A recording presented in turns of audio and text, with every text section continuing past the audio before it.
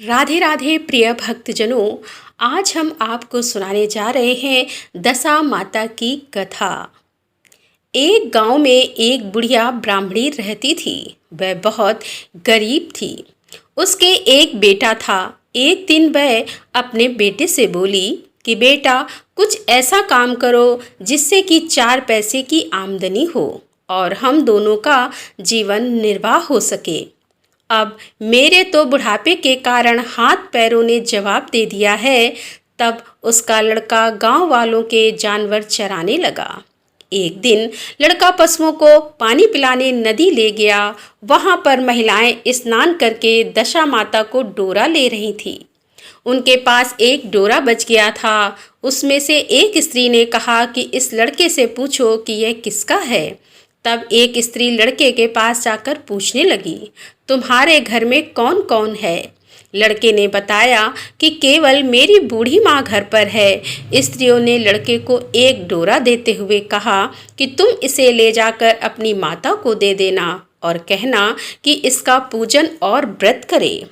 हम तुम्हें सीधा और पूजा की सामग्री भी देते हैं, इसे भी अपने माता को दे देना। लड़के ने उनसे डोरा ले लिया। फिर सब स्त्रियों ने उसे सीधा भी दिया। लड़का उस सामान को लेकर घर आया। उसने दरवाजे से ही माँ को पुकार कर कहा कि गठरी को उतार लो, मैं बोझ से दबा जा रहा हूँ। उसकी माँ बहुत प्रसन्न हुई। माँ ने बेटे से पूछा, यह सब कहाँ से लाए हो? लड़के ने माँ को सब समाचार सुनाकर दशा माता का डोरा भी दे दिया। बुढ़िया ने डोरे को लेकर माथे से लगाया और उसी दिन से व्रत करने लगी। 9 दिन तक कथा कहानी कहती रही। 10वें दिन उसने डोरे के पूजन की तैयारी शुरू की। वह देहरी के बाहर गोबर से लीप रही थी कि उसी समय एक बहुत ही गरीब बुढ़िया आकर बोली कि क्या कर रही हो बहन? उसने जवाब दिया कि आज मेरे घर पर दशा माता का पूजन है और इसीलिए लीप रही हूँ। उस बुढ़िया रूपी दशा माता ने कहा कि मुझे बहुत प्यास लगी है, थोड़ा सा पानी पिला दे। इस पर लड़के की माता बोली, मैं तो इस मिट्टी के बर्तन से पानी पीती हूँ, मेरे यहाँ लोटा लुटिया कुछ नहीं है, तुमको पानी किस में भर के दूँ? एक कटोरी ही मेरे घर में है, पता नहीं वह कहाँ पड़ी होगी। जरा तुम ठहरो, मैं कटोरी ले आऊँ, तब तुमको पानी पिलाऊंगी। बुढ़िया हाथ धोकर अंदर कटोरी लेने गई।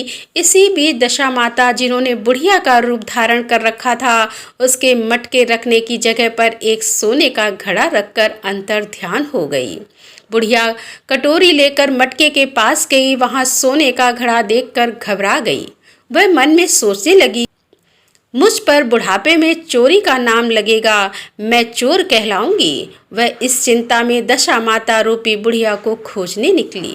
तब तक उसका लड़का भी घर आ गया था। उसने माँ से पूछा कि तुम किसे खोज रही हो? तब उसने बताया कि अभी शीर्ण अवस्था वाली बुढ़िया आई थी और यहाँ सोने का घड़ा रखकर ना जाने कहाँ चली गई है। लड़के ने बताया कि वह ही तो दशा माता थी, उन्होंने तुमको यहाँ घड़ा दिया है। दोबारा फिर कभी वह आए तो उसके स्वागत में कोई कमी नहीं रखना और उनकी आज्ञा का पालन करना। जब तुम नदी पर नहाने जाओ तो तुम्हें नदी घाट पर जो भी चीज़ मिले उसको दशा माता को दिया हुआ प्रसाद समझकर ले आना। किसी से यह पूछताछ मत करना कि यह चीज़ किसकी है, यह कहाँ से आई है। बुढ़िया नदी में नहाकर बाहर निकली तो उसे सोने का घड़ा भरा हुआ दिखाई दिया और उसके पास ही अच्छे वस्त्र रखे थे।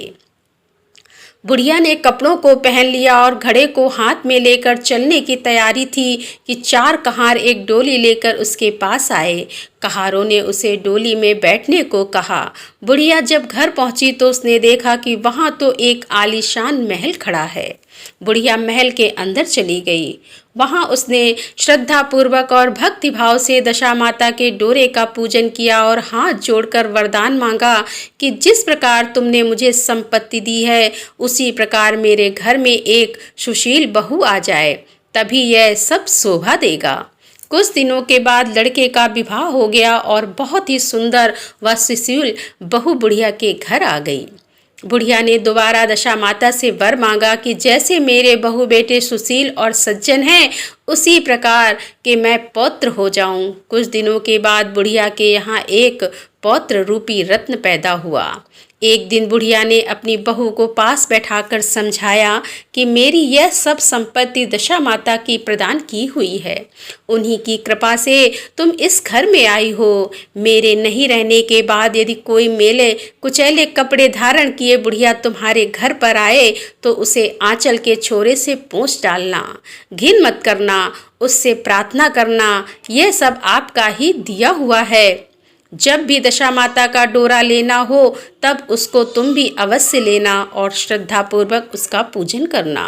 जब भी तुम्हारे ऊपर संकट के बादल घिर आए तो सुहागिनों को न्योता और दशा माता की कृपा से तुम्हारी सब इच्छाएं पूरी होंगी।